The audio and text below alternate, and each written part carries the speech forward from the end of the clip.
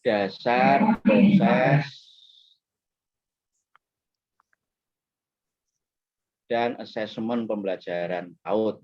Ya, biar mudah diingat karena era sekarang adalah era singkatan ya. Jadi kita singkat saja mata kuliah kita ini DPP DPPAPP lah gitu ya, DPAPP, tidak DP Dewi Persik bukan, tetapi DPAPP ya.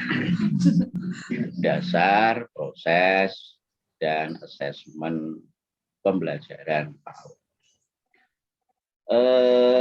Dulu untuk mata kuliah ini memang relatif baru ya bagi saya. Pernah tim dengan Prof. Sri Sumarni. Ya.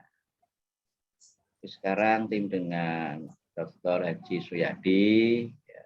Nanti beliaunya tentu yang praktisi, ya pengelola lembaga PAUD.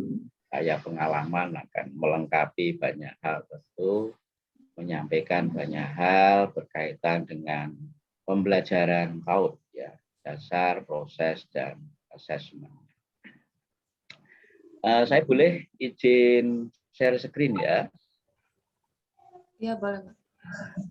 Pak, nampilkan PPT sederhana untuk pertemuan pagi hari ini. Saya carinya dulu PPT-nya.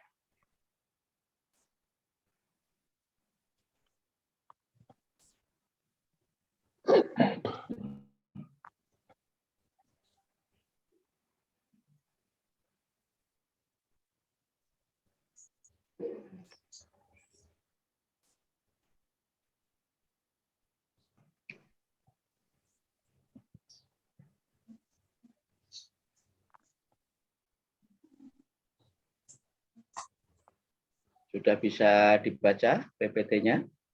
Sudah tampil ya? Sudah, Prof. Oke, terima kasih. Karena ada keterbatasan situasi dan kondisi di perantauan ya. Saya mencoba untuk menyiapkan sebagai materi pengantar dalam pertemuan pagi hari ini. Rencananya nanti perkuliahan ke depan itu ada review artikel dan penyusunan makalah. Ya, penyusunan makalah ini orientasinya nanti bisa dipublikasikan untuk kepentingan Anda tentu. Maka kalau nama Anda disitasi, ya, jurnal, lalu banyak yang mensitasi tulisan Anda, saya kira ini seorang akademisi akan merasa bangga kalau tulisannya banyak disitasi. Dilihat di Google Scholar ada namanya, wah, gitu ya, klik muncul, wah itu saya kira sebuah kebanggaan kan, mudah dicari, wah gitu kan, jangan sampai namanya diklik di mana-mana tidak pernah ada kan, wah ini nama, wah hanya sekedar nama, ini kan saya kira patut disayangkan. Ada sebuah warisan berharga yang Anda tinggalkan ketika nama Anda itu diklik, nah, muncul di sana ya. Oh, punya tulisan tentang ini, punya tulisan tentang itu, disitasi sekian banyak orang. Saya kira sebuah kebanggaan tersebut. Oke, jadi dalam rencana kami nanti perkuliahannya itu ada review artikel terkait dengan topik bahasan mata kuliah kita, ya biar ada ya mungkin informasi-informasi, wawasan-wawasan berharga yang bisa Anda peroleh dari tulisan para ahli. Lalu yang kedua, menyusun paper makalah ya yang nanti siap disubmit ke jurnal ilmiah. Ya harapannya yang terakreditasi, entah 3, entah 4, entah 2, syukur bisa Sinta 1. Ya, kalau misalnya begitu, saya kira ini manfaatnya bagi Anda. Kalau nanti diperkenankan nama saya, misalnya mau dimasukkan sebagai penulis kedua atau penulis ketiga, monggo penulis keempat juga boleh. Karena banyak artikel yang penulisnya juga berjamaah ya, ada yang 4, ada yang 5 gitu kan. Dan Anda tentu sebagai penulis pertama. kira itu ada produk yang perlu dihasilkan dari perkuliahan ini yang tidak hanya bisa dibaca oleh teman-teman di kelas, tapi juga bisa dibaca oleh masyarakat luas ya, oleh publik. Nah, ini saya kira orientasinya ke sana dan juga penting untuk lembaga ya, ketika tulisan Anda menggunakan email UIN ya, menggunakan identitas UIN, saya kira ini akan meningkatkan pamor ataupun reputasi lembaga. Ya, karena ini pertemuan perdana, saya akan memperkenalkan diri meskipun ada yang sudah kenal atau ada yang sudah kenal tetapi mungkin agak lupa begitu ya, seiring perjalanan waktu. Nah, era sekarang ini kan era dijejali banyak informasi ya. Informasi yang kita peroleh kemarin sudah masuk lagi sekian banyak informasi baru sehingga yang kemarin agak dilupakan. Itu yang kemarin, apalagi yang lusa, yang kemarin lusa, yang bulan yang lalu sudah semakin lupa kan.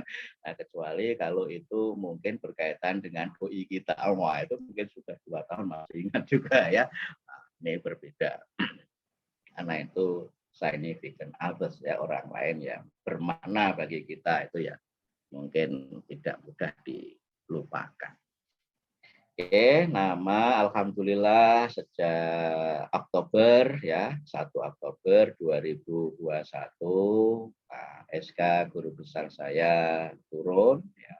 Tapi turunnya tidak di Oktober, TMT-nya yang per Oktober. Ngendon beberapa waktu di Kemenang mungkin ya, tidak langsung dikirim ke Jogja dari Dikti ke Kemenang, tidak langsung dikirim ke Jogja. Jadi agak lama ngendonnya, tidak tahu apakah ketelingsut atau apa. Setelah menjalani proses panjang, ya alhamdulillah bisa langsung ke 4E ya, artinya ya bertahap. Nanti ke 4D dulu, lalu selesai 4D, 2 tahun berikutnya otomatis ke 4E. Jadi sudah tidak ada lagi 4F ya, jadi berhenti di situ. Nah, sudah mentok lah ya, sudah mentok ya. Kalau untuk kepangkatan ya mungkin tidak lagi membutuhkan, tapi tanggung jawab ya, ini untuk publikasi, untuk menulis tentu harus dilaksanakan. Pengalaman ya, pernah sebagai Kaprodi S2 PGMI PGRA. Jadi dulu pengelolaannya ketika masih di Pasca Sarjana itu PGMI dan PGRA satu pengelolaan. 2 prodi tetapi pengelolaannya sama. Itu saya pernah sebagai sekprodinya dari 2009 hingga 2013. Lalu jadi kaprodinya dari 2013 hingga 2015 ya, sebelum dipindahkan ke FITK. Lalu setelah dipindah ke FITK, saya sebagai kaprodi PGRA atau PIAUD ya, setelah berganti nomenklaturnya itu dari 2015 hingga 2020 ya, 2015 2016 tikanya ganti, lalu dari 2016 hingga 2020. Sekarang ditugaskan Kaprodi S2 PAI. Jadi sebenarnya saya sudah agak dalam tanda kutip jenuh ya, jadi Kaprodi sudah agak lama, tetapi masih diminta ya, di Prodi PIAUD, PGMI, dan di PA. Oleh sebab itu, ketika ada jadwal-jadwal mata kuliah PIAUD, itu biasanya pasca sarjana yang jawilnya saya ya, karena saya pernah punya sejarah di sana. Ya meskipun tidak pakar di bidang PIAUD, tapi karena pernah mengelola PGRA dan PGMI saat di pasca sarjana, sehingga nama saya tertulisnya di sana ya PGRA ya, PIAUD itu. Biasanya jawilnya saya. Sebagai asesor BAN PT dan ini akan beralih ke Lamdik ya, untuk prodi-prodi kependidikan. Ini Lamdik ya, saya juga migrasi asesor Lamdik. Nah, saya tidak tahu di Ban PT-nya nanti apakah masih ditugaskan atau enggak setelah bermigrasi ke Lamdik. Tapi kalau untuk akreditasi institusi ya masih ditangani oleh Ban PT ya. Kalau ditugaskan untuk akreditasi institusi ya mungkin masih di Ban PT dan Lamdik, karena Lamdik hanya akreditasi prodi ya, bukan institusi. Alamat rumah di Bantul, Jogja bagian selatan, ya kira-kira kalau dari Ring Road selatan ya 4 kilo lah ya ke selatan, 4 kilometer ya, bukan 4 kilogram. Nah, karena seringkali masih apa ya, mengendap di benak kita ya bahwa berat badan kita ini kok tambah terus, nah, sehingga ketika mendengar kilo ya kilogram, ya ini kok tambah terus, sudah diet nggak berhasil gitu ya, sudah naik turun timbangan tiap hari mungkin 10 kali gitu ya, melebihi sholat 5 waktu nggak turun berat badannya, sehingga kalau ada orang menyebut kilo itu langsung ingatnya kilogram, ya padahal ini masuknya kilometer ya, bukan kilogram ya, sesuai dengan bobot SKS kita ini berapa ya, 3 atau 4 ya, saya lupa, itu belum saya cek. Nah, saya kira masih kalah dengan bobot berat badan kita ya, yang ada yang 90 gram, ada yang 100 kilogram dan seterusnya. Jadi ringan saja kalau bobotnya hanya 3 SKS ya, atau 4 SKS dengan tagihan-tagihannya itu. Jadi nggak usah berkecil hati, itu nggak seberapa dibandingkan dengan bobot berat badan kita ya. Kalau 100 kg dikonversi ke SKS ya sama dengan 20 SKS lah ya. Atau mungkin 25 SKS ya. Nah, itu kalau hanya 3 SKS juga seberapa ya. Jadi nggak usah ngeluh nanti kalau ada tugas review artikel, nah ini kan cuma 3 SKS ya. Atau bikin makalah lalu disubmit ke jurnal, anggap ringan saja, tidak ada apa-apanya dibanding dengan bobot berat badan kita ya. Mungkin melah tiap hari bertambah 1 kilo atau 1,5 gitu ya, apalagi suasananya damai dan kondisinya COVID tidak kemana-mana gitu ya, sehingga hanya ngemil saja kesibukannya di rumah ya ada ya. Yang penting sehat ya, tidak terpapar Omikron. Oke, untuk perkenalan ya ada beberapa buku tidak saya tuliskan di situ, yang paling banyak disitasi itu buku saya Pendidikan Islam Transformatif ya. Kalau buku terbaru itu yang Akhlak Islami dan Pola Edukasinya ya. Kalau ada yang ingin tahu bisa coba dicari ya di Google, atau kalau mau beli bisa ke Lazada, bisa ke Shopee dan seterusnya. Saya pernah beli buku saya itu ternyata nggak asli. Beli online itu buku saya, kok nggak asli, itu udah dibaca ini, udah di copy, dijilid itu ya, kok nggak asli ini ya. Nah, ya nggak apa-apa. Ternyata nggak asli saja masih laku satu bukunya di atas 30 ya. Kalau asli saya nggak tahu. Sehingga wajar kalau royaltinya nggak pernah ada yang ditransfer ke saya, nggak asli semua ya. Jadi bacakan itu ya untungnya hanya ke penjualnya saja, penulisnya ya mungkin disitasi saja, itu sudah kebanggaan. Nah, itu memang nggak ada penulis yang kaya ya, kecuali kalau mungkin penulis novel atau apa lalu difilmkan. Wah, itu ya, penulis novel yang lalu disinetronkan, wah, Ikatan Cinta, wah itu bisa kaya ya. Nah, kalau enggak ya enggak akan kaya. Oke, itu untuk perkenalan singkat ya, saya kira sudah. Hanya untuk mengingatkan ulang saja yang sudah kenal, karena mungkin sudah agak-agak lupa begitu ya. Suaranya saja juga mungkin sudah agak-agak lupa ya. Ini sekedar pengingat saja. Dasar proses dan asesmen pembelajaran PAUD. Nah, kemarin kami koordinasi dengan Pak Suyadi. Nah, nanti saya masuk duluan ya, karena memang untuk S3 ya, meskipun ilmunya terbatas ya, profesornya yang masuk duluan ya. Idealnya begitu ya. Kalau prakteknya tidak begitu ya nggak apa-apa. karena memang yang muncul di SIA kan nama saya, yang muncul di PD Dikti kan nama saya. Nah, itu nanti mungkin saya lebih banyak ke dasar dan proses pembelajaran, lalu nanti Pak Yadinya di proses dan asesmen pembelajarannya. Kemarin pembagiannya biar tidak tumpang tindih, overlap itu seperti itu.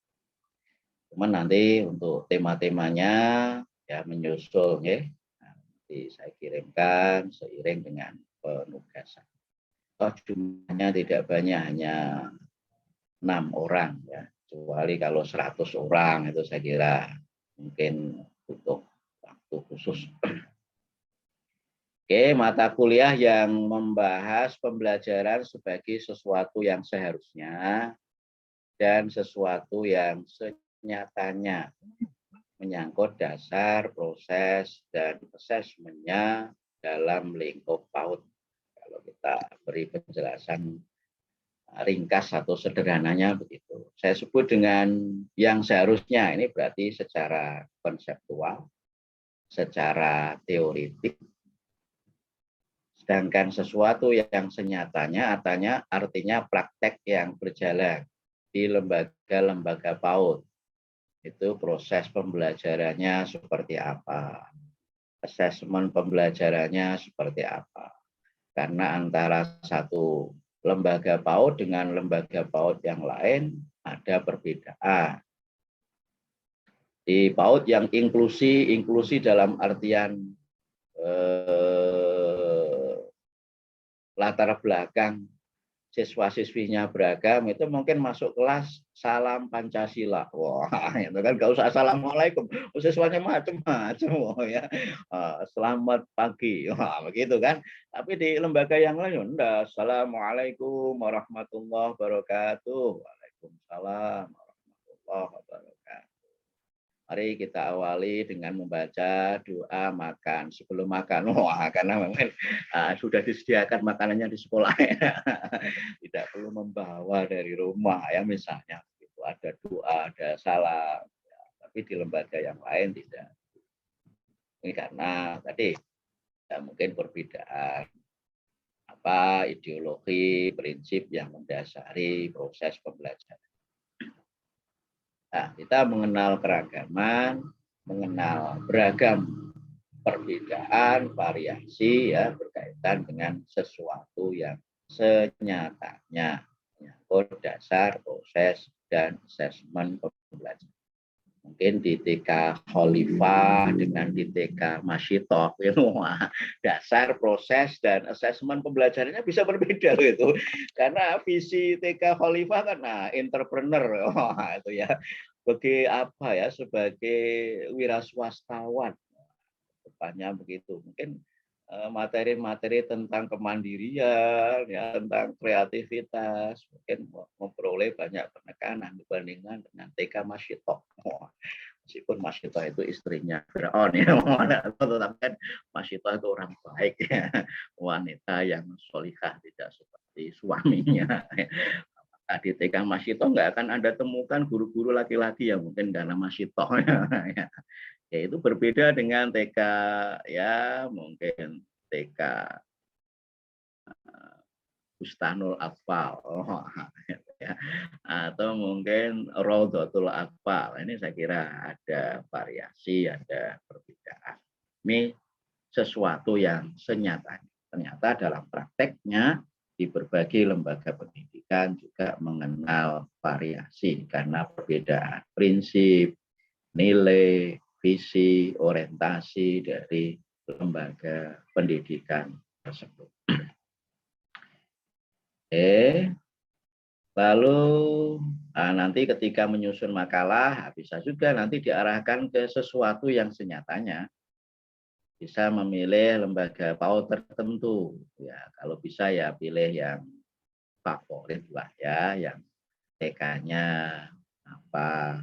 favorit gitu ya, jangan cari TK yang jumlah siswanya dengan gurunya sama. Wah, cari yang begitu kan, wah nggak keren lah nanti kalau di terbitkan di jurnal yang nggak keren nih. Cari TK apalah, TK gajah duduk atau TK gajah terbang, gitu kan. Saya kira yang TK itu mungkin bisa perbandingan TK.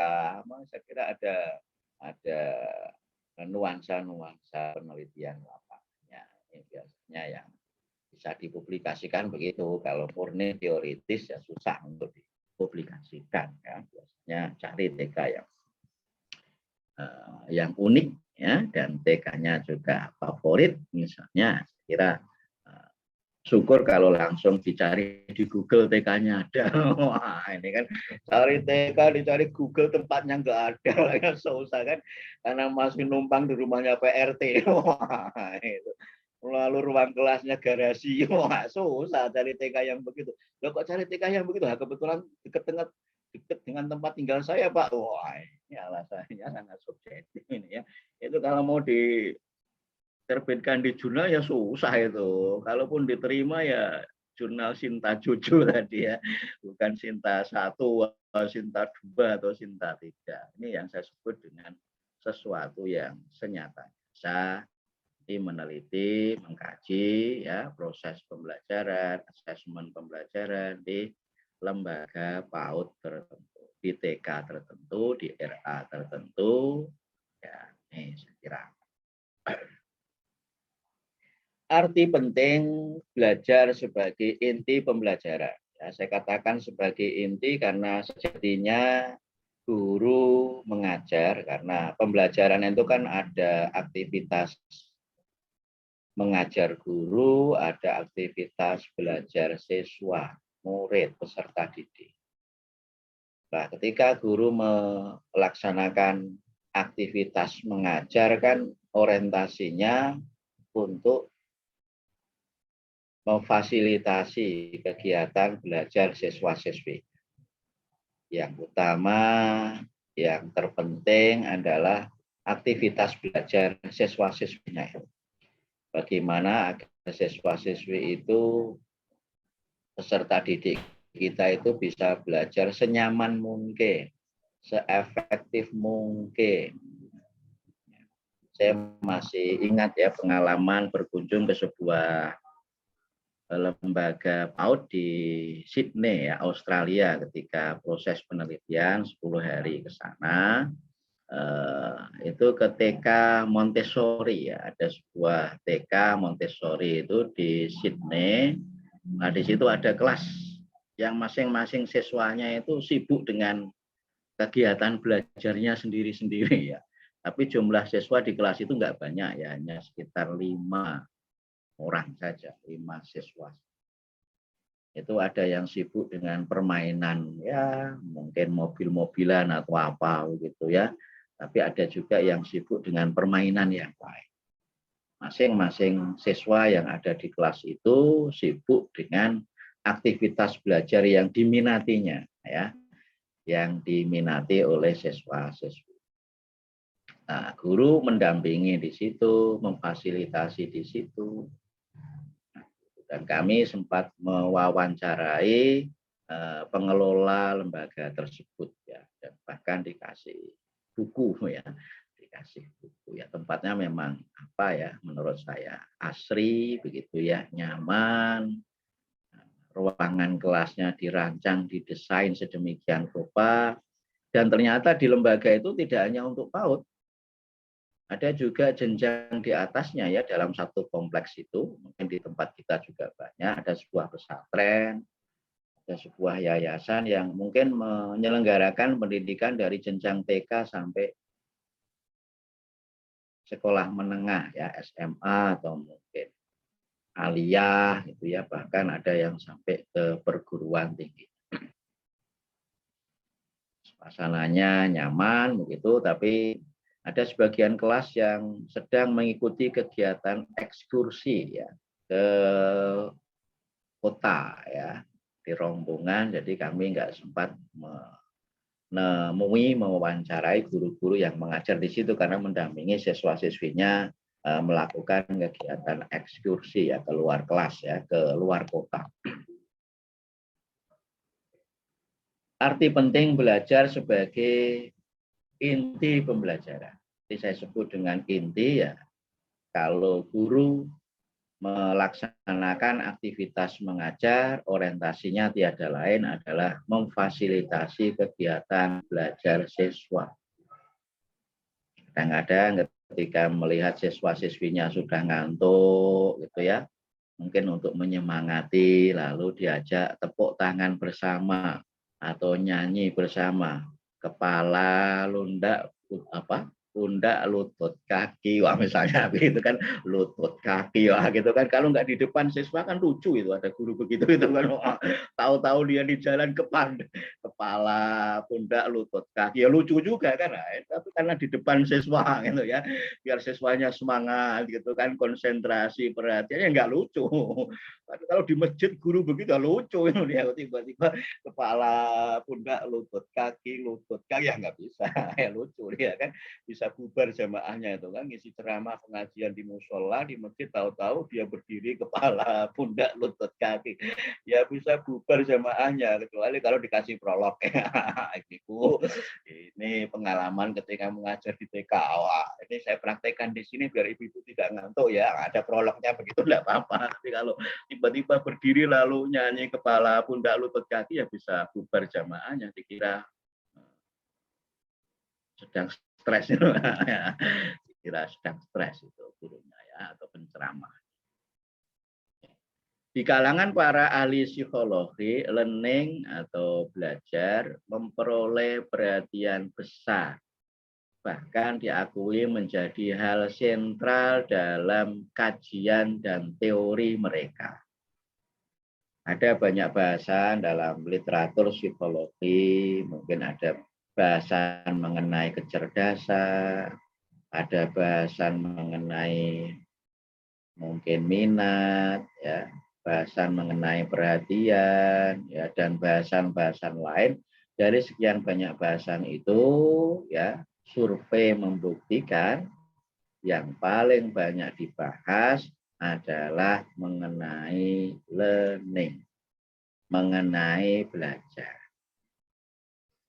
Memang bahasan mengenai belajar tidak eksklusif di kalangan ahli psikologi, namun perkembangan teori-teori dalam psikologi terbukti telah memperkaya teori-teori belajar.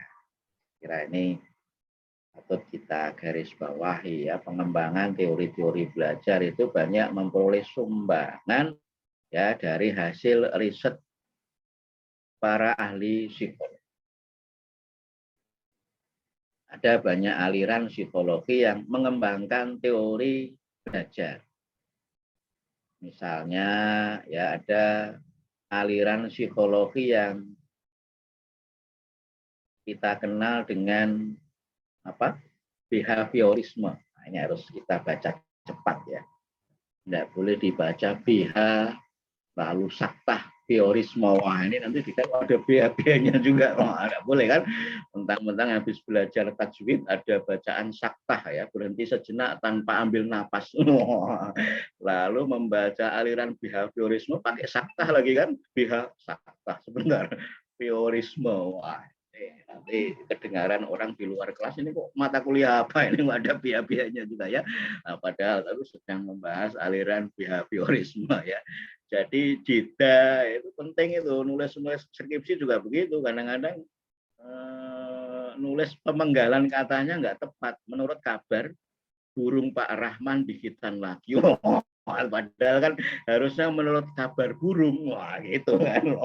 Jangan menurut kabar lalu burung Pak Rahman dikitan. Wah, ini kan nanti jadi lain itu ya.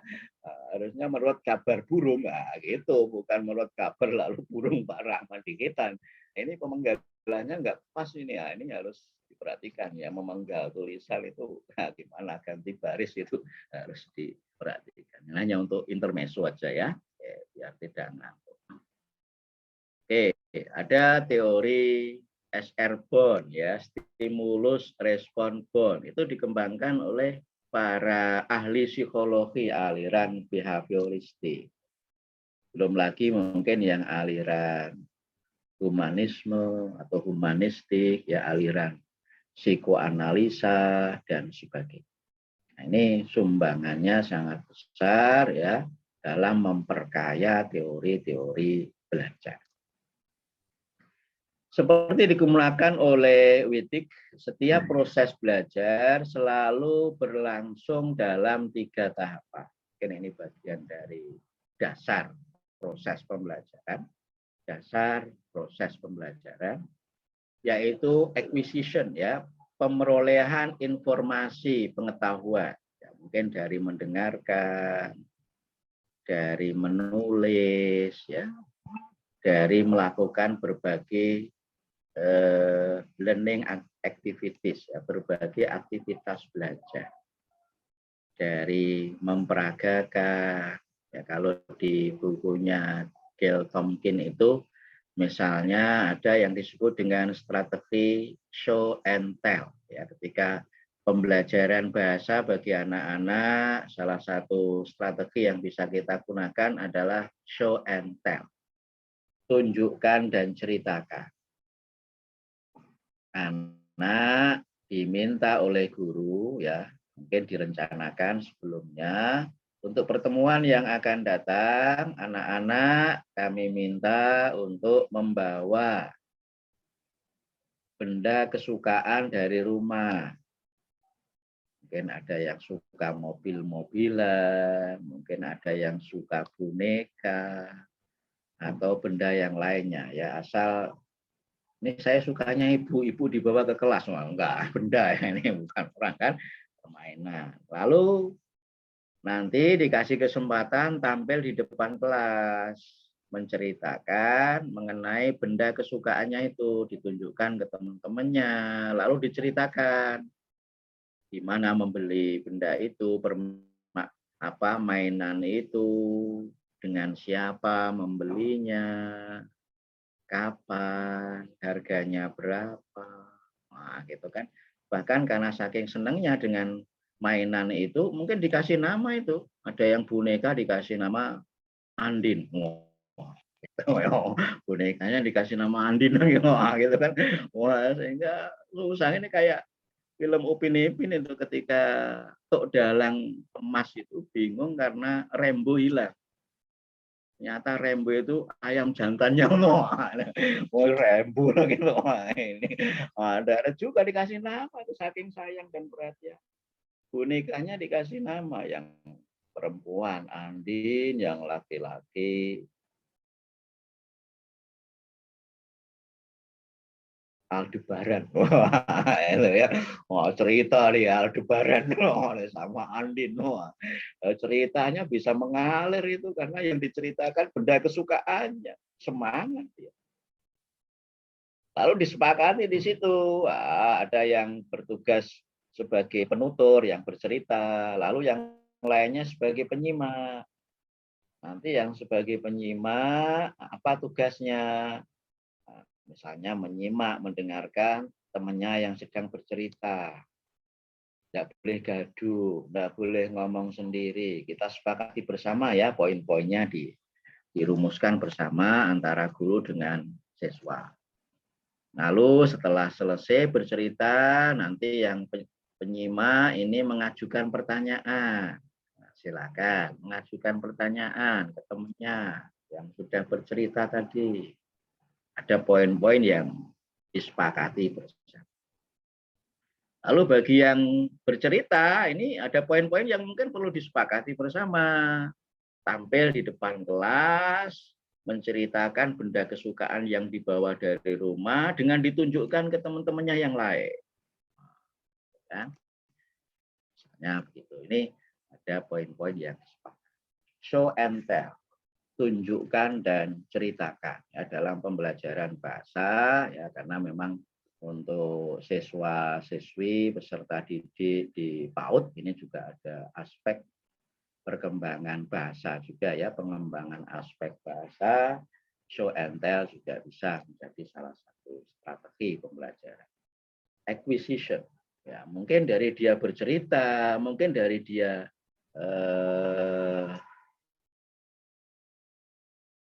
memperoleh pertanyaan dari temannya, itu ada pengetahuan yang diperoleh. Dia menyimak temannya yang sedang bercerita. Oh, ternyata kan, apalagi bonekanya dikasih nama Andin dan Aldebaran, gitu ya. Atau mungkin Rena, oh, itu ya. Kalau Aldebaran mungkin ada anak kegedean lah, Rena, ya. Atau adiknya Rena, saya nggak tahu namanya siapa, itu ya. Kalau ayamnya atau dalang kan Rembo, ya. Rembo. Mungkin kalau Anda punya kambing di rumah bisa dikasih nama Superman atau apa gitu ya, biar keren. Ya, Superman-nya hilang. Lalu acquisition ya, dari proses mendengar, melihat, ya menyimak. Kira ini acquisition. Lalu yang kedua, ini adalah storage, ya, pengendapan, penyimpanan informasi. Ya. Lalu yang ketiga, retrieval, ya, mendapatkan kembali informasi, pengingatan ulang, pemanfaatan. Ini 3 proses. Ya. Nah, bagaimana agar yang kita peroleh hari ini, yang dipelajari oleh siswa-siswi kita hari ini, itu tidak mudah dilupakan keluar kelas. Saat keluar kelas, tidak mudah dilupakan setelah berlalunya hari. Ini saya kira di storage ini penting. Maka misalnya untuk mengenal, dulu yang masih saya ingat itu model-model akronim, gitu ya. Apa itu awalan, peper, beter, kesemedi. Wah, masih ingat tuh sampai sekarang itu. Kalau nggak ada peper, beter, kesemedi, lupa saya udah kan. Apa saja awalan dalam bahasa Indonesia, lupa saya udah kan. Tapi gara-gara ada peper, beter, kesemedi masih ingat saya sampai sekarang gitu kan. Udah agak tua masih ingat yang pernah saya peroleh kecil, masa kecil dulu gitu kan. Wah, masih ingat itu. Mungkin banyak hal yang model-model akronim semacam itu. Biar storage-nya ya bisa kita endapkan, bisa kita mudah retrieval ya, kita ungkap kembali lalu kita manfaatkan. Ini salah satu poin. Oke. Lalu yang berikutnya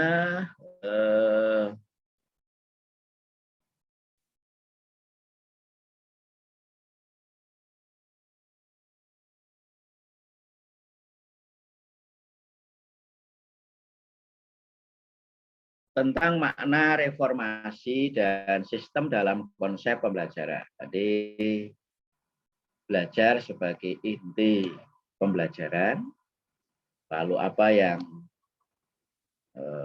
berlangsung ketika aktivitas belajar itu berjalan, ada tahapan-tahapan tadi, kemudian kita coba jelaskan dalam konsep pembelajaran itu ada makna reformasi dan makna sistem.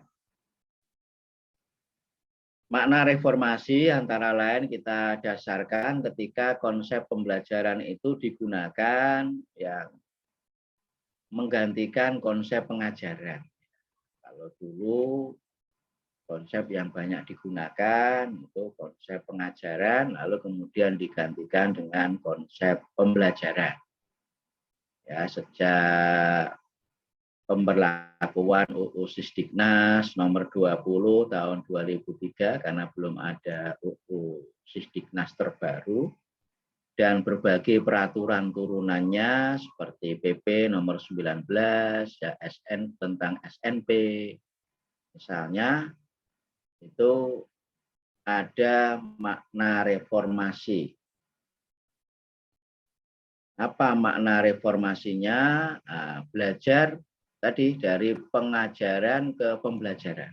Biasanya berpusat pada siswa, aktivitas mengajar orientasinya untuk memfasilitasi kegiatan belajar siswa. Proses pembelajaran itu harusnya aktif, menyenangkan, gitu ya. Lalu proses pembelajaran juga harus memperhatikan keragaman yang ada. Saya kira adalah semangat reformasi dari konsep pengajaran ke konsep pembelajaran ya, dengan berbagai implikasinya tentu. Yang saya maksud dengan makna reformasi dalam konsep pembelajaran Lalu selain makna reformasi juga ada makna sistem ya dalam konsep pembelajaran. Artinya apa? Kita memahami belajar dalam konteks sistem instruksional. Sehingga ia berkaitan dengan berbagai subsistem lainnya. Misalnya berkaitan dengan kegiatan guru mengajar, berkaitan dengan karakteristik siswa, berkaitan dengan apa yang dipelajari oleh siswa, berkaitan dengan tujuan dari pembelajaran itu, dan subsistem yang lain. Jadi kita mencoba untuk memahami belajar ya dalam konteks sistem instruksional. Itu makna yang terkandung dalam konsep pembelajaran. Selain makna reformasi tadi, dari konsep pengajaran ke konsep pembelajaran. Belajar itu harus menyenangkan, harus memperhatikan keragaman latar belakang kultural siswanya. Ini harus.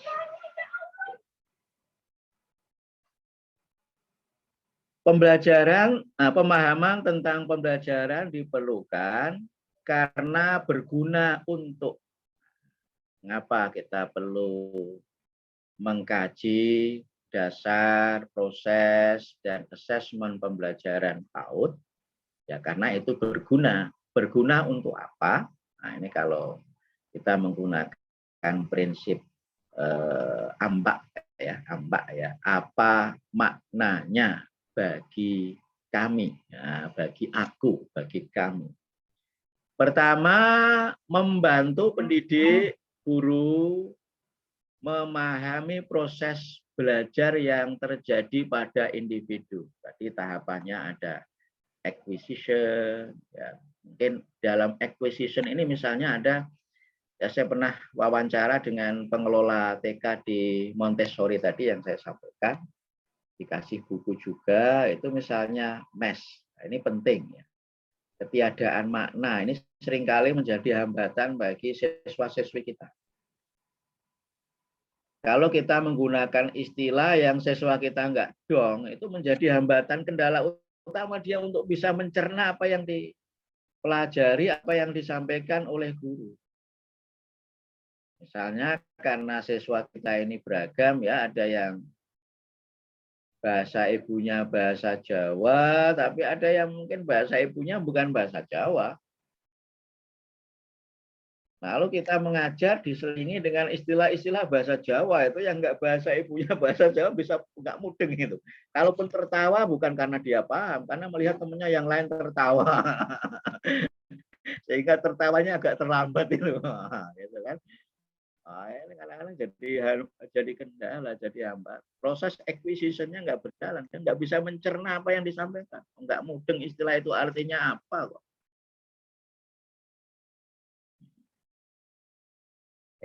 Ya, ini saya kira proses acquisition. Ada tahapan-tahapan tadi, acquisition, ada storage, ada retrieval misalnya, ya. Lalu mengetahui kondisi dan faktor yang mempengaruhi belajar. Mungkin bisa faktor internal, faktor eksternal. Ada anak yang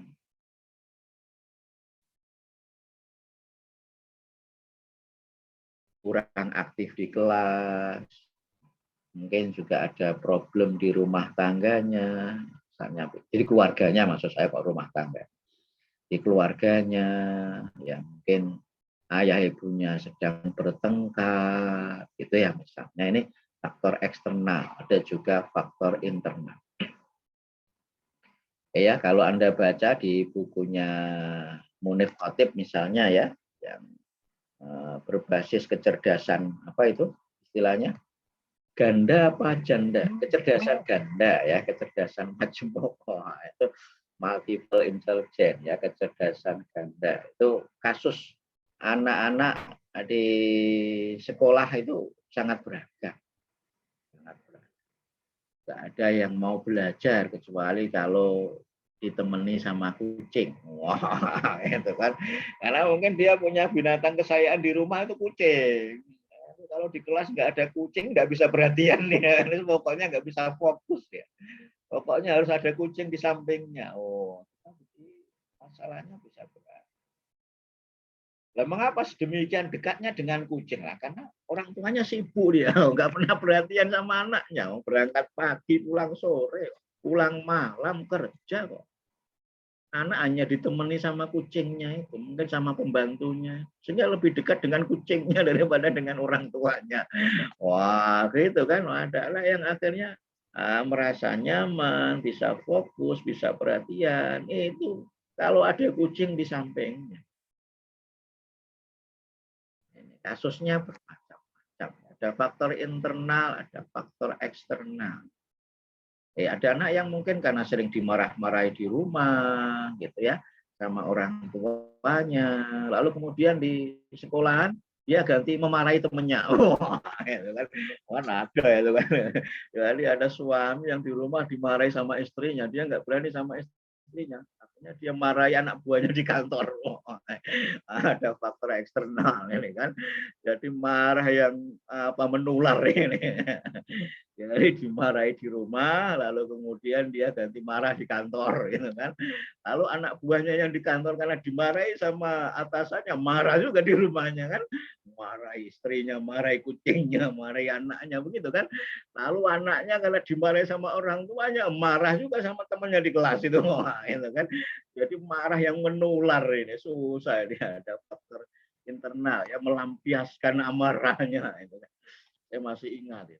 Dulu itu waktu kuliah di pasca sarjana itu ada dosen yang ya dianggap killer, dianggap killer banget, almarhum ya, nggak usah saya sebut namanya, mantan Menteri Agama. Mantan Menteri Agama sudah almarhum, ngajar itu galaknya luar biasa kan.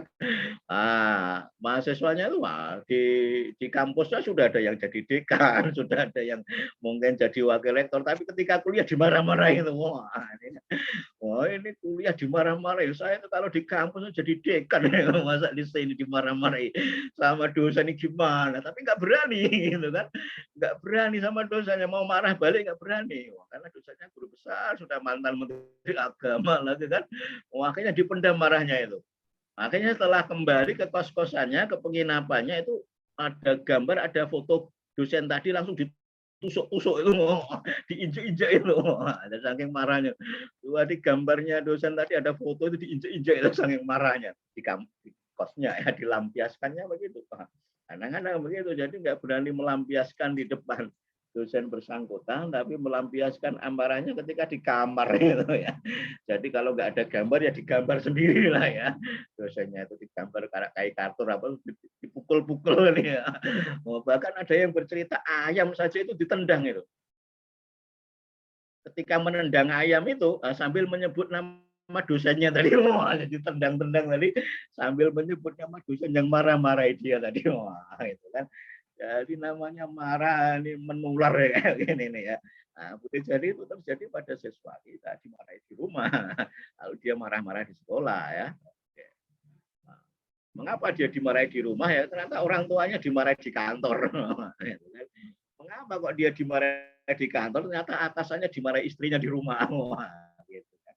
Susah juga nih. Jadi muter aja ya. Ini faktor eksternal ya, faktor internal juga ya. Ini jadi ada eksternalnya, ada internalnya itu. Jadi eksternal internal itu bisa berkelindan ya, bisa berkelindan. Sampai di sini ini ternyata nggak terasa sudah berapa menit ya? Sudah 8:30. Kita hanya sampai jam 9 aja nggak apa-apa nggih.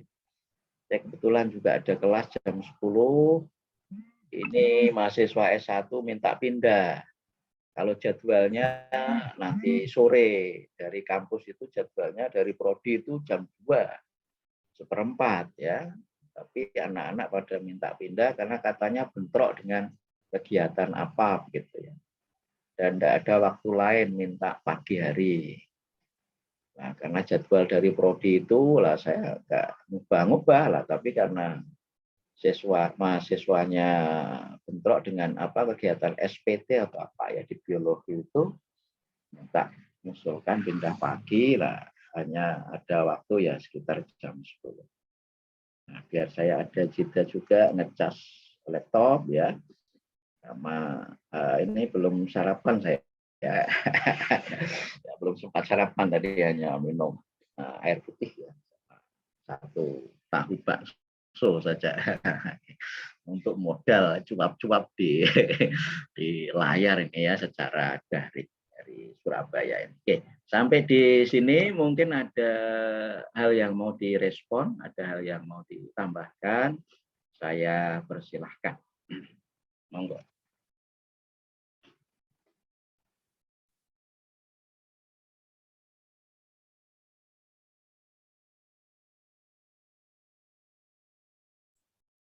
Ya, gitu. Jadi proses perkuliahannya prinsipnya sirsan ya. Serius tapi santai. Santai tapi serius. Karena kalau serius terus dari depan sampai belakang, saya khawatirnya bikin tegang dan menjadikan kita cepat tua ya, meskipun sudah tua, tapi kalau terlalu cepat tuanya nanti saya khawatirnya usianya jadi lebih pendek ya. Tapi kalau santai terus ya nanti kapan sampainya ya. Jadi saya kira serius tapi santai, santai tapi serius. Monggo kalau ada yang mau direspon, ada yang mau ditambahkan, ada beberapa slide tadi yang sudah kita tayangkan, mungkin 4 atau 5 slide ya, yang sudah kita tayangkan. Ya mohon maaf kalau mungkin gaya nyampaikannya kadang-kadang ada selingan-selingan apa guyon gitu ya, mohon dimaklumi, memang gaya orang tidak bisa disamakan ya, gayanya berbeda-beda. Wong berenang saja ada banyak gaya gitu ya, ada yang berenang gaya batu, ada juga itu jadi plung langsung tenggelam nih, nggak muncul lagi, ada juga yang begitu kan. Termasuk saya kalau berenang ya gayanya gaya batu bisa. Dulu waktu masih anak-anak itu bisa berenang, tapi sekarang ini kok nggak bisa berenang, itu hanya bisa dengan gaya batu ya. Jadi saya kalau disuruh ngajari anak saya berenang di kolam itu ya hanya model anu aja tadi ya, hanya model umum aja ya, cerita masa lalu saja bisa berenang, tapi sekarang udah nggak bisa berenang lagi ya, bisanya gaya batu saja. Berenang saja banyak gaya, apalagi menyampaikan materi ya, belajar juga banyak gaya. Asal ketika belajar tidak enggak ya, ini saya kira yang tidak boleh di situ ya. Jadi kalau belajar gaya ini ya nggak boleh, jadi kelihatan seperti banyak baca buku tetapi tidak pernah dibaca bukunya itu kan, kemana-mana banyak buku tapi nggak pernah dibaca, itu namanya belajar yang gaya itu ya. Jadi seperti akademisi tetapi tidak pernah apa ya dibaca bukunya ya, nggak pernah. Oke, kira itu. Kalau tidak ada, kita lanjut ke slide berikut, karena memang mendapatkan inspirasi itu tidak mudah ya. Ada yang orang ingin dapat inspirasi itu sampai ke toilet berkali-kali, ada juga. Mau nulis makalah itu nggak ketemu inspirasinya, itu apa yang mau ditulis itu kan, itu keluar masuk toilet tuh. Kadang-kadang udah di toiletnya udah lama, itu duduk termenung gitu kan. Yang ngerokok ya sambil ngerokok, itu cari ide itu. Dari ide itu butuh waktu berjam-jam. Tapi kalau sudah ketemu idenya mengalir.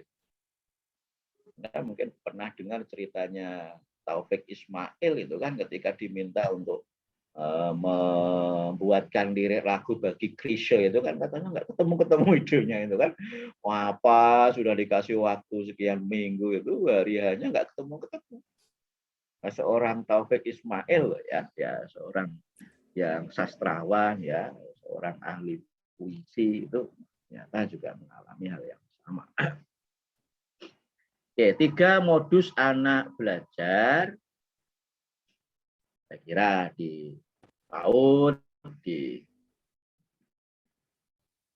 sekolah ada 3 modus ini. Yang pertama experience ya, melalui pengalaman, melalui active involvement ya, keterlibatan aktif. Semisal melalui praktek ibadah, keikutsertaan dalam permainan drama, menyusun permainan balok. Ini bagian dari experience. Karena ternyata balok itu bisa disusun bisa disusun menjadi berbagai bentuk bangunan ya. Balok itu mungkin bisa rumah-rumahan, mungkin juga bisa bentuk yang lain ya. Menyusun permainan balok. Experience. Kita ajak ya misalnya melalui ekskursi itu, kunjungan ke panti asuhan, jangan sampai salah sasaran ke panti pijat ya, panti asuhan. Wah, gitu kan. Panti asuhan. Ternyata banyak di sana anak yatim piatu, enggak punya ayah, enggak punya ibu. Nah, itu anak mungkin Anda beruntung masih punya ayah, punya ibu, masih mendapatkan kasih sayang dari orang tua. Ini anak di panti asuhan tidak memperoleh kasih sayang dari orang tua. Namun demikian mereka masih semangat belajar, masih punya semangat hidup, punya cita-cita tinggi. Ketika ditanya ada yang cita-citanya di ketua MPR. Anak-anak di panti asuhan aja punya cita-cita di ketua MPR. Masa kalian di TKIT Al-Khalifah ini kok cita-citanya jadi pengamen. Wah, ini belajar langsung, ini wawancara dengan anak-anak di panti asuhan. Semangat hidupnya luar biasa. Cita-citanya setinggi langit. Itu hampir sama dengan cita-citanya orang yang sedang kasmaran, itu setinggi langit juga itu kan. Oh, jadi lautan api kan kuseberangi. Wah, itu kalau bukan orang yang luar biasa nggak ada yang berani. Rembo saja nggak berani kalau lautan api kan. Wah, itu masih diseberangi kalau orang semangat hidupnya luar biasa. Jadi melebihi damkar ya, pemadam kebakaran. Kalau pemadam kebakaran kan tidak diseberangi, itu dipadamkan. Wih, ini mau diseberangi. Wah, semangatnya luar biasa kan. Sedang kasmaran motivasinya tinggi itu kan. Maka ada cerita tuh ya William James ya, salah seorang ahli psikologi agama, bahwa manusia itu punya energi yang luar biasa.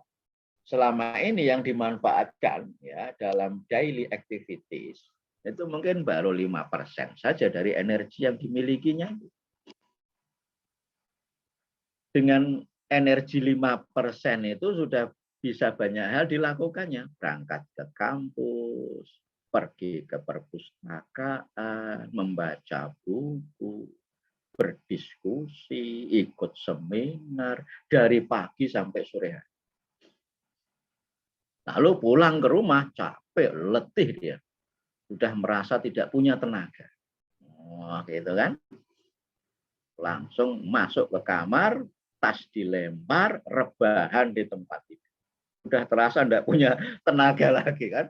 Aktivitas dari pagi sampai sore. Ya, berangkat kuliah, pergi ke perpustakaan, baca buku, berdiskusi, ikut seminar, dan lain sebagainya. Baru rebahan 5 menit, lalu kemudian bel di rumahnya berbunyi ting tong, ting tong. Wah, cuek ya, pas masa bodoh. Mau bel berbunyi 10 kali, 20 kali, masa bodoh, gitu kan. Udah capek, saya tidak punya tenaga. Lalu kemudian ibunya masuk ke rumah. Nah, itu ada yang mau datang. Capek Bu, udah nggak punya tenaga ini. Rasanya lelah sekali. Yang datang itu Dewi. Nah, langsung jeringkat dia kan, langsung bangkit dari tempat dulu. Energi dari mana itu? Semula sudah seperti tidak punya energi. Tahu-tahu setelah disebut yang datang Dewi, nah, langsung bangkit dari tempat tidurnya itu. Bahasa Jawanya semerindil, jenggirat. Langsung lu dari mana energi itu? Oh, ternyata ada potensi energi yang selama ini belum digunakan. Mungkin baru 5%. Buktinya loh sudah lelah, tidak punya tenaga apa-apa. bel berbunyi berkali-kali, dibiarin aja, cuek aja dia kan. Wah, tahu mau apa, enggak tahu waktu, wah gitu kan, sore hari begini datang ke rumah, wah, gitu kan. Enggak tahu orang capek gerundel di hatinya itu. Tapi ibunya masuk ke kamar ngasih tahu ini Dewi, wah langsung dia kan bangkit dari tempat tidurnya itu. Luar biasa. Dengan begitu sigapnya itu loh, dari mana energi itu. Luar biasa. Andai kan kita bisa memanfaatkan energi itu, mungkin yang kita hasilkan bisa luar biasa. Nah, selama ini baru rata-rata energi yang digunakan itu ya 5%-an itu. Wah, itu energi yang ke-15% itu. Sampai bisa bangun dari tempat tidur, jenggirat ya, semerintil itu, dengar namanya Dewi. Wah, langsung punya tenaga. Dari mana itu tenaga? Oh, ini analogi saja. Ternyata ada energi semacam itu. Wah, ini ya. Ini analogi saja. Kadang-kadang begitu, anak-anak kita juga bisa menilai guru itu. Ada guru yang disenangi, ada yang enggak. Kalau sudah guru yang enggak disenangi, enggak semangat dia. Itu kan kayak ngontang, ngantuk itu aja kan. Wah, itu kayak di UPIN ini kalau cik guru besar itu, wah udah stres semua itu kan.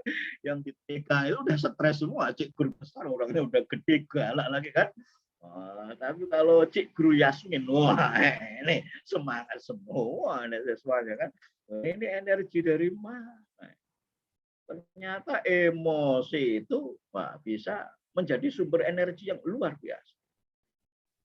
Ketika emosi kita ini gembira, semangat, itu ternyata kita merasa punya energi yang luar biasa. Nah, tapi ketika emosi kita itu negatif, ya tidak bersemangat, bosan, jenuh, wah udah seperti tidak punya daya, tidak punya kekuatan. Experience. Lalu observation ya, melalui pengamatan bisa melihat, bisa mendengar atau menyimak, bisa meraba, observasi. Lalu language ya, melalui bahasa ya, mungkin bahasa tulis, bahasa lisan. Nah ini experience, observation, and language, bahasa. Dari situlah anak belajar. Maka diksi pilihan kata penting, karena anak belajar banyak hal dari bahasa. Bahasa yang santun, ucapkan terima kasih. Nah, ini bisa belajar banyak hal dari bahasa terima kasih. Ucapan terima kasih. Mohon maaf. Loh, banyak hal belajar dari bahasa mohon maaf. Permisi. Oh, banyak hal belajar dari bahasa ini. Apa yang dipelajari dari itu? Ya mungkin kesantunan, etika, kesadaran diri, mengakui kesalahannya, dan seterusnya. Ini language. Ini bisa melalui experience, bisa melalui observation, bisa melalui language. Biasa. Baik bahasa lisan maupun bahasa tulis. Pilihan kata, diksi, dan seterusnya ini besar pengaruhnya. Nah, kadang-kadang mungkin tidak diperoleh anak di kelas, kadang mungkin diperolehnya dari TV. Kamu ketahuan gimana lagi? Wah ini anak nggak tahu soal paham maknanya atau enggak. Tapi anak kita sudah mulai genit itu. Kayaknya usia 4 tahun tapi genitnya luar biasa ini. Gara-gara tadi lagu, kamu ketahuan, agak genit-genit gimana, gitu kan? Nah, sekarang lagu anak-anak karena agak jarang gitu, lalu anak-anak menyanyikan lagu orang dewasa. Kalau orang dewasa sholawatan nggak apa-apa, ini orang dewasa lagu-lagu cinta, itu ya. Yang agak genit-genit dikit, anaknya jadi ikut genit juga. Itu ketika menyanyi, itu sambil jentit juga, nah itu ada ekspresinya. Ternyata banyak hal yang dipelajari oleh anak itu dari lagu tadi itu. Iya, jangan dikira lagu itu bagian dari language ya, bagian dari juga anak mungkin observasi. Karena lihat di TV ketika nyanyian itu sambil jendit juga itu ya. Yang menyanyikannya sambil jendit-jendit juga itu. Tadi yang jendit-jendit tidak hanya yang pakai sandal cincin, anak di TK udah bisa jendit juga itu ya. Wah, ini saya kira belajar banyak hal melalui language, melalui experience, melalui observation. Ya.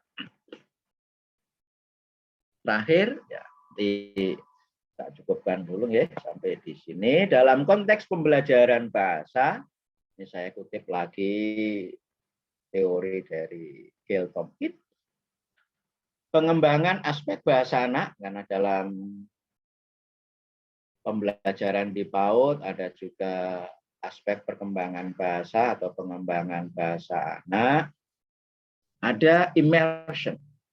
Immersion ini penting ya. Kalau bahasa sederhananya mencelupkan anak dalam kegiatan menyimak, berbicara, menulis, membaca. Immersion. Ada praktek langsung, ya, tidak hanya sekedar penjelasan. Menulis itu kalau nggak pernah latihan, itu tulisan tangan bisa seperti tulisan kaki. Wow, iya. Nulis yang halus rapi kayak apa itu nggak pernah latihan nggak bisa itu. Iya, tulisannya nggak tulisan kaki. Ini Anda nulisnya pakai tangan atau pakai kaki? Ini nggak bisa dibaca ini. Tulisan jelek nggak bisa dibaca ini. Susah ini kan loh. Anak-anak perlu latihan juga. Nah, maka ada menjiplak gitu ya latihan biar motorik halusnya itu terlatih ini ya. Jari jemari ini perlu dilatih juga. Karena kalau jarinya nggak pernah dilatih kaku itu nulis susah tuh. Termasuk nulis Arab ini. Karena hanya terbiasa nulis Latin. Coba Anda nulis Arab dari kiri, nggak bisa, nggak akan bisa bagus itu. Kayak apapun nggak bisa bagus kalau nulisnya dari kiri. Ya, masa nulis Arab dari kiri ya nggak akan bisa hasilnya bagus. Nggak akan bisa apapun. Pakai pensil model apa, 2B atau 5B, nggak akan bisa bagus itu. Kalau dari kiri ya, nulis Arab dari kanan. Dilatih juga dari kanan. Biasa dari kiri. Kecuali kalau nulis Arabnya transliterasi, artinya ditulis Arab, ditulis Latin, itu lain masalah ya. Itu berbeda. Ada menjiplak, menyalin, itu juga bagian dari melatih motorik halus agar tulisannya bagus, rapi. Gitu ya.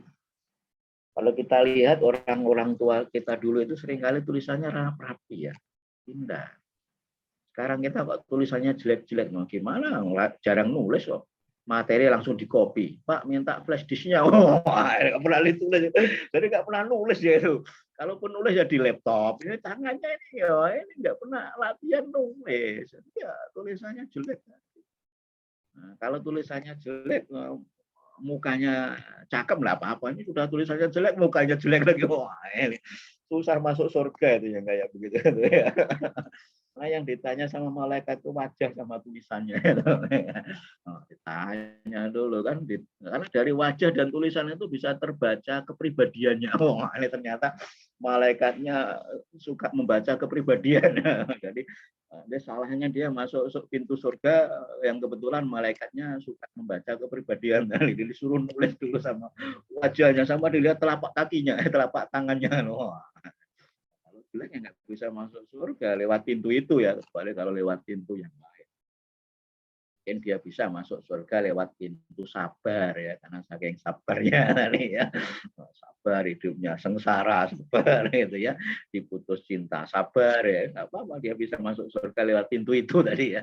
Kalau yang lewat pintu yang malaikatnya suka membaca kepribadian ya, dengan tulisan ya, suka membaca kepribadian dari telapak tangan ya nggak akan bisa masuk surga dia kan. Oke. Immersion, praktek langsung, tidak hanya dari penjelasan. Orang bisa nyopir itu kalau memang praktek nyopir. Mau dijelaskan nyopir itu, wah pokoknya yang namanya kemudi itu bulat. Gitu kan. Pegang dengan dua tangan. Ya gue itu. Tapi tidak pernah praktek, nggak akan bisa nyopir. Gitu. Nggak akan bisa mengemudi. Untuk praktek. Immersion. Ya, anak diajak ekskursi ke panti asuhan, mungkin ke kebun binatang, mungkin ke museum, ya museum dan lain sebagainya. Employment memberi kesempatan anak terlibat dalam kegiatan bahasa, ya kegiatan misalnya kegiatan ibadah, kegiatan manasik ya dengan labbaik Allahumma labbaik ya mungkin dengan mengenakan pakaian ihram dan seterusnya begitu. Lalu demonstration responsibility tadi dalam konteks show and tell ya tadi saya ceritakan ternyata poin-poin perlu disepakati bersama siswa yang bertugas bercerita dan siswa yang bertugas menyimak apa kewajibannya apa haknya ini responsibility lalu approximation ya ada anak yang ketika kita minta maju ke depan kelas tidak mau.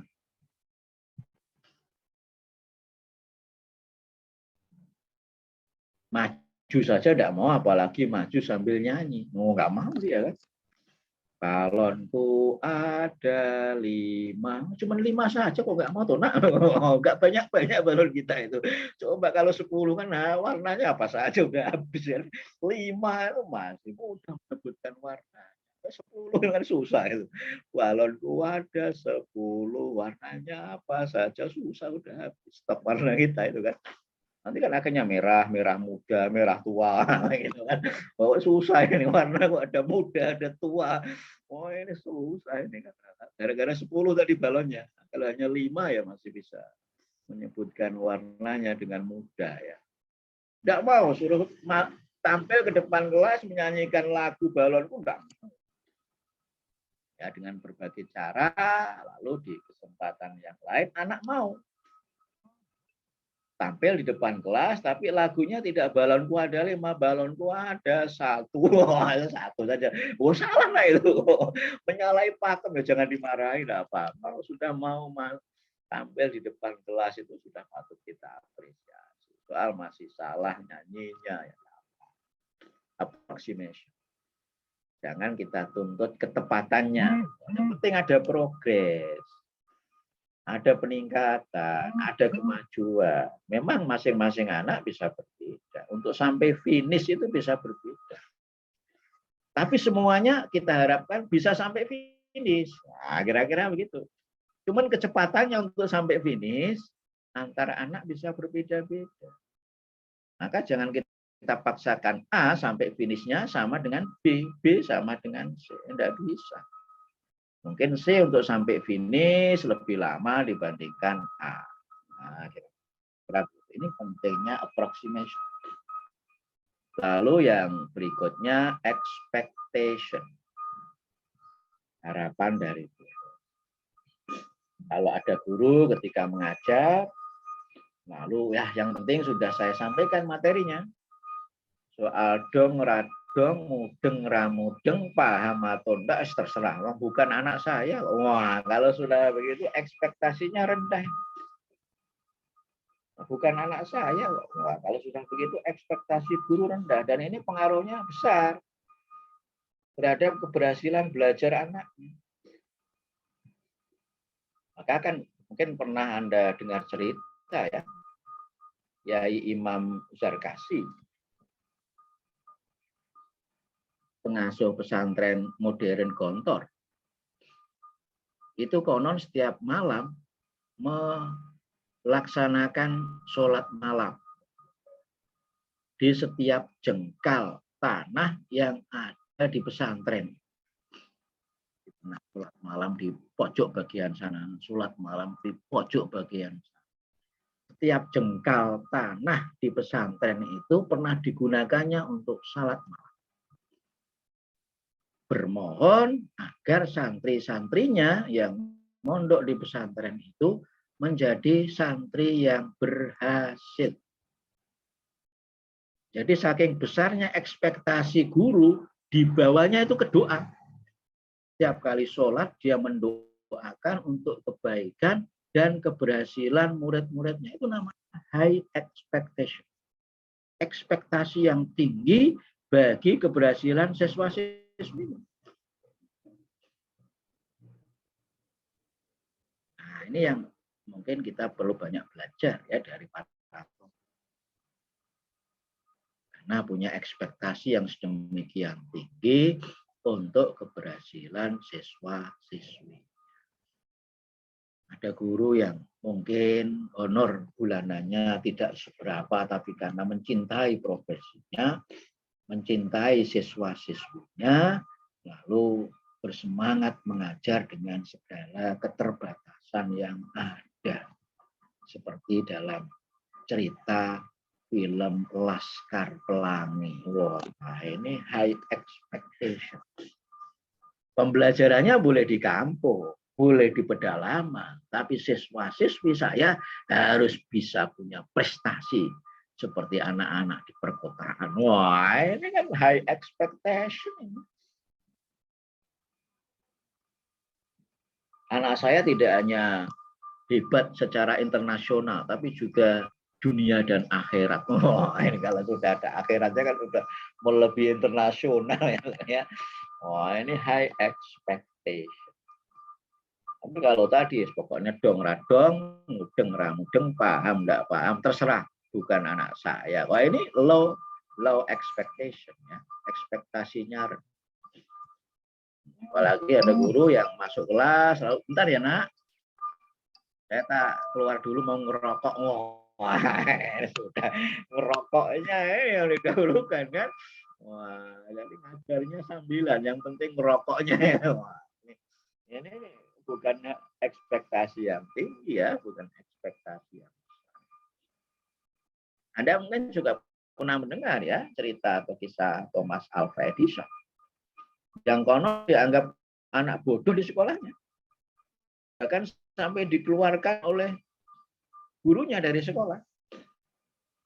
Tapi sang ibu, enggak, kamu itu bukan anak yang bodoh. Nah, akan saya tunjukkan kamu adalah anak yang hebat dan berprestasi. Oh, ternyata betul. Sang ibu sebagai guru sejati bagi Thomas Alva Edison ini mampu menjadikan Thomas Alva Edison jadi orang yang hebat. Temuannya diakui dulu. Padahal semula dianggap anak yang bodoh, anak yang nakal di sekolahnya. Sampai dikeluarkan dari sekolah. Ini adalah ekspektasi. Pentingnya ekspektasi. Ekspektasi yang tinggi, ekspektasi yang besar. Semua siswa saya adalah juara. Hanya saja untuk sampai finish, mungkin ada yang butuh waktu 1 hari, ada yang butuh waktu 2 hari. Tapi semuanya akan mampu sampai ke finish. Oh, ini high expectation. Ekspektasinya tinggi, ekspektasinya besar. Mungkin pernah dengar Anda cerita atau tayangan di televisi, ada seorang ibu yang ya, naudzubillah, punya anak yang cacat secara fisik.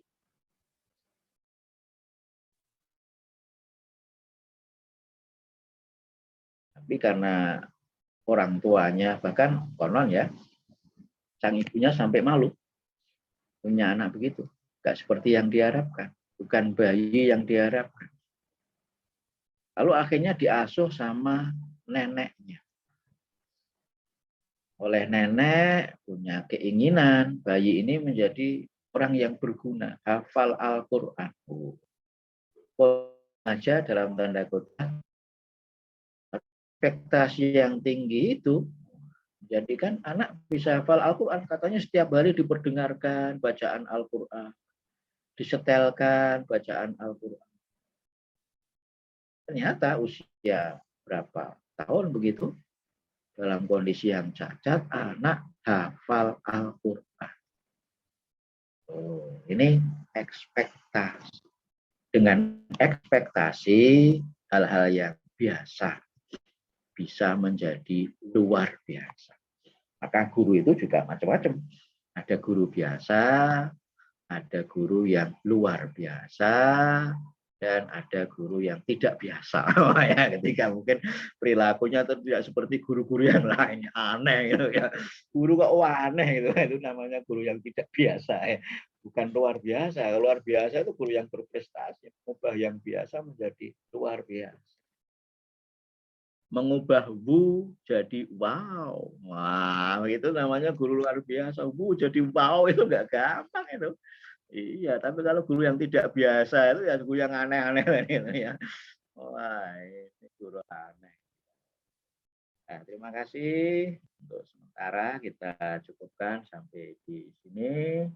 Sudah jam 9 lewat ya, lebih. Nanti untuk selebihnya saya kirimkan PPT ya, bisa dibaca dan diperkaya dengan berbagai referensi yang ada. Kurang lebihnya mohon maaf. Terima kasih sekali lagi atas atensi kehadirannya. Ini semuanya hadir ya? Hadir, Prof. Ya, terima kasih. Sama hadir, Prof. Assalamualaikum warahmatullahi wabarakatuh.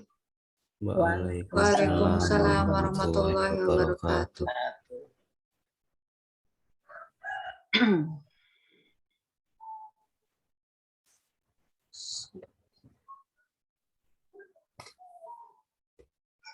Nunggu ya, nunggu tugas. Nunggu tugas.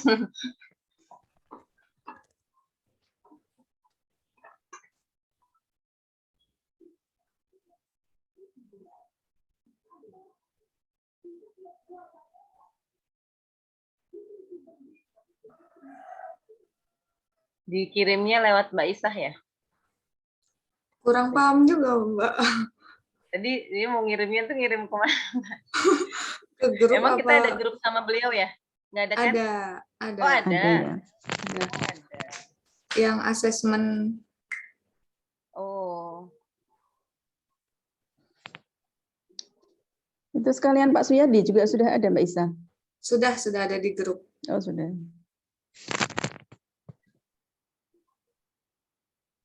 Gimana kuliah dengan beliau? Kan, Lucu ya. Ini kalau ngomong flat gitu aja ya yang sesirnya dia aja kalau dari dulu beliau begitu. Oh, saya belum pernah diajar sih. Saya S2 dulu Action sama Pak Torik dibikin status WA itu.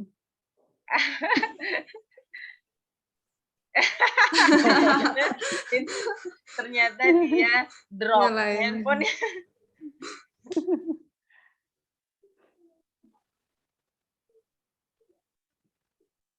Kok kameranya Pak Tobiin agak ini ya, agak apa namanya? Mukanya agak ngeblur. Iya, kadang nggak ini. Backgroundnya. Nggak stabilnya. Ini mau di screen malah Pak Tobiinnya nggak ada. Sengaja begitu. Oh, sengaja digituin. Nah, tapi kok ini loh Pak kayak nggak apa tuh ya, kayak apa namanya, ada kaca. Silver. Jadi kayak manusia silver itu nanti. Ya nggak Tapi kelihatan kalau sambil ngemil. Pak Tabiin lihat kan sendiri gitu, agak silver gitu ya, dari tempatnya Pak Tabiin. Soalnya di belakangnya nggak ada backgroundnya jauh, jadi pasti begini. Iya. Gitu. Biasanya kalau pakai virtual background tuh belakang harus rata ya, satu warna paling enggak ya. Harus dekat dengan tembok.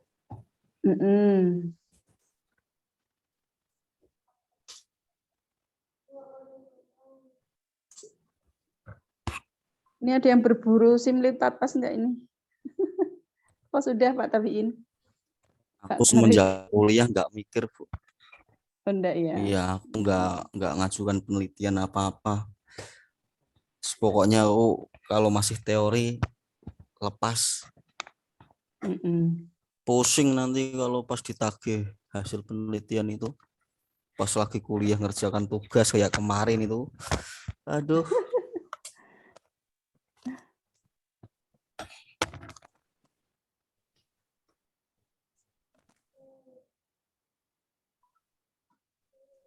Ini Ini Pak Pak Torik Prof. udah rapi Pak. nih, udah mau ke kampus nih. Kondangan. Kondangan ya. Prof Arif ini tadi ngasihnya PPT juga ya? Tugasnya ya? Makalah. Review Makalah. artikel. Oh iya, Pak Torik itu suaranya enggak kedengeran? Belum. nggak ada suaranya Pak.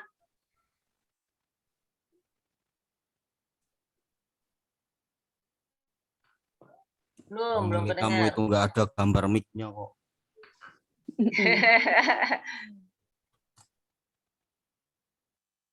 Audio kamu itu belum dipencet WiFi on seluler itu loh.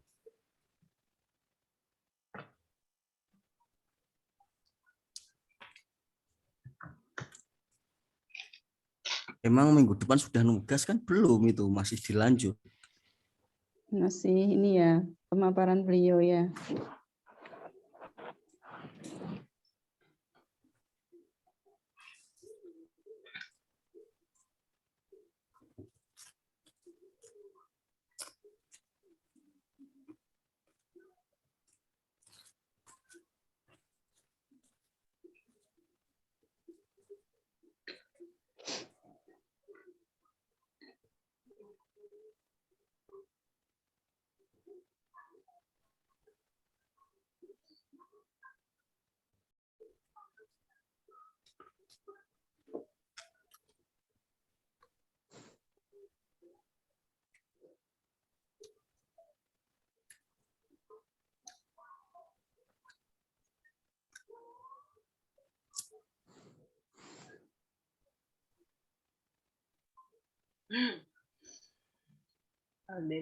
Aldebaran, Andin masuk semua tadi. Iya, lucu. Dari dulu begitu Mbak beliau tuh. Jadi Oh, dulu tuh yang saya ingat saya malah dia pernah cerita begini. Suatu tahun nanti